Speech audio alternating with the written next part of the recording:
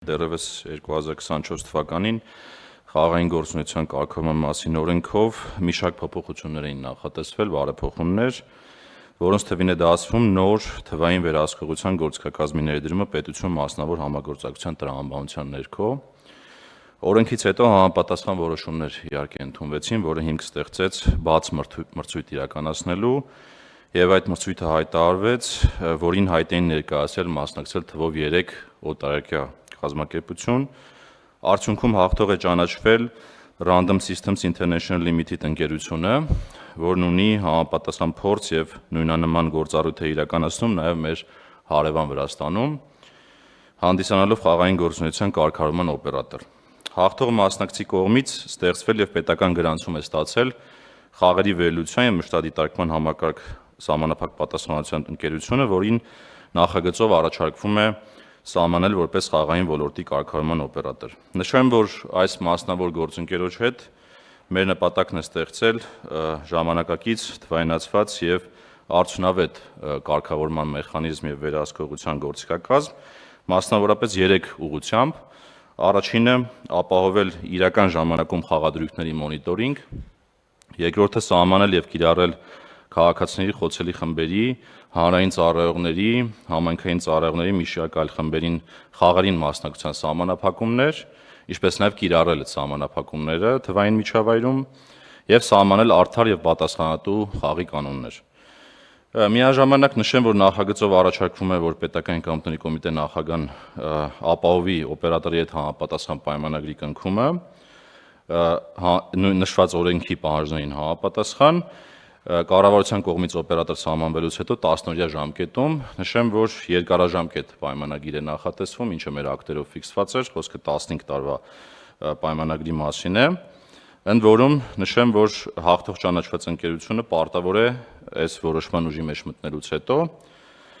6 ամսյա ժամկետում ամբողջությամբ ներդնել էլեկտրոնային կառավարման համակարգը եւ կատարել օրենքով սահմանված օպերատորի գործառույթները, այսինքն ստացվում է, որ մյուս տարվա սկիզբ մենք ունենանք ամբողջական ներդրված համակարգ, մի վերջին ամփոփում էլ նաև այս օպերատորի գործունեությունից հետո մենք մյուս տարի կգործարկենք եկամտային հարկի, շահումների եկամտային հարկի նոր հարկատեսակը 5% տարեկան եւ խոշոր շահումների դեպքում 10%։ Շնորհակալ եմ, պարոն Հակոբյան, ճիշտ եմ հասկանում, որ եւ on-line տիրույթում ասագործելու եւ ֆիզիկական գոյություն ունեցող կազինոների դեպքում։ Բոլոր հնարավոր խաղերը ձեր նշած ուղղություններով։ Հարգելի գործընկերներ, որպեսզի շատ կարճ ձևակերպենք, հետեւյալի մասին է։ Հիմա բոլոր գործառույթները խաղատնային ոլորտի անցնելու են այս օպերատորի պատրաստած պլատֆորմի միջոցով, այսինքն ամբողջ նպատակն է նախ ակնհայտ է, որ այդտեղ մենք բազմաթիվ հարցերի պատասխան չունեինք եւ բազմաթիվ տեղեկությունների հասանելիություն չունեինք, կարճ ասած, ինչ տեղի է ունենալու խաղային ոլորտում, այդ ամբողջ համակարգը գործելու այս պլատֆորմի միջոցով, այսինքն խաղադրույք կատարել, շահում ստանալ եւ այդպես շարունակ, եւ մենք առաջինը ստվերը բացառելու ենք, երկրորդը այն պարագայում, երբ որ մենք մարդկանց սահմանափակումներ ենք դնում, որ իրենք չեն կարող խաղադրույք իրականացնել, այդ սահմանափակումները կիրառելու ենք, որովհետեւ հիմա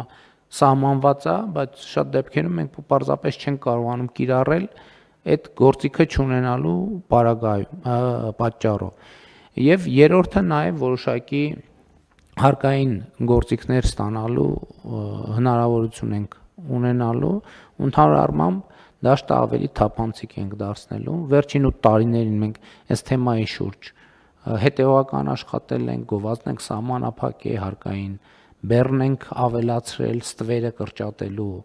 ուղղությամբ շատ լուրջ քայլեր ենք արել, հիմա հասել ենք եզրափակիչ փուլին եւ ինչպես առաջադրված էր խնդիրը, ուրախ եմ, որ 2027 թվականի հունվարի 1-ից մենք կունենանք նոր համակարգ,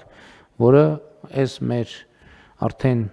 բազմամյա խնդրը կլուծի եւ մենք նաեւ հույս ունեմ, որ կարողանանք օգնել բազմաթիվ մարդկանց, ովքեր խնդիր ունեն, իրենք գիտակցում են, որ իրենք դա պետքա չանեն, բայց խնդիրը մենք այդ մարդկանց ներառյալ իրենց դիմումի համաձայն այդ մեխանիզմն էլ պետք է մենք դնենք, մարդը որ գա դիմի, որովհետև այնց դեպքեր եղել, այնց փողոցում մարդ կանգնեցել, ասում չեմ կարող, մի բան արեք, ինձ այս խնդրից փրկեք։ Մարդը պետքա կամ ընտանիքի անդամը հնարավորություն ունենա դիմում գրել, ասել ես մարդուն արգելեք, որ ինքը խաղադրույք կատարի եւ ընդհանրապես հասանելիություն ունենա։ Կարճ ասած, պլատֆորմը կա, ինքը մոդուլ է, որը կարող է նոր գաղափարներ, նոր պահանջներ, նոր ակնկալիքներ, կարիքների հայտ գալ, մենք այս պլատֆորմի միջոցով կլուծենք խնդիրը։ Կարևորն է նա, որ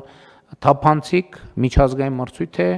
տեղի ունեցել եւ փորձառու ընկերությունն է ներկայացած, շատ կարևոր է, ոչ թե նոր պետք է անի, որ հələ տեսնենք կստացվի թե չէ, գործառույթը բավականին երկար ժամանակ պրոֆեսիոնալ զբաղվում է դրանով այդ ընկերությունը եւ մեր խնդիրները կլուծվեն այդպիսով։ Իհարկե նոր խնդիրներ էլ կառաջանան կամ մենք կիմանանք նոր խնդիրների մասին, որոնց մասին նախկինում չենք էլ կռահում եւ հետեւաբար խոսքը այս գործիքը ներդնելու հետագա ընթացքը ապահովելու համար պետական եկամուտների կոմիտեին թույլտվություն տալն է։